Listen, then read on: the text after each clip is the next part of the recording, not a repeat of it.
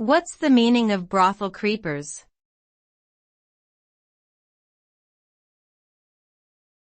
Brothel creepers.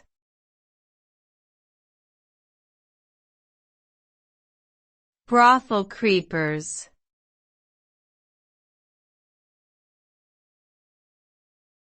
Brothel creepers.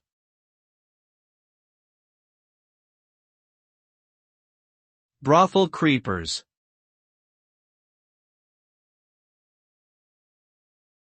Brothel creepers are a type of shoe that were popularized in the 1940s and 1950s by teddy boys, a subculture in the United Kingdom.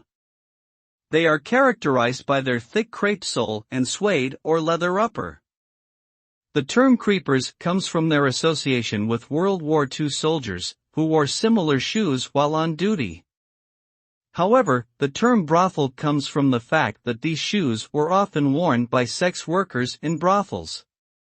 Despite their controversial origin, brothel creepers have enjoyed a resurgence in popularity in recent years as a retro fashion statement, particularly among punk and rockabilly subcultures.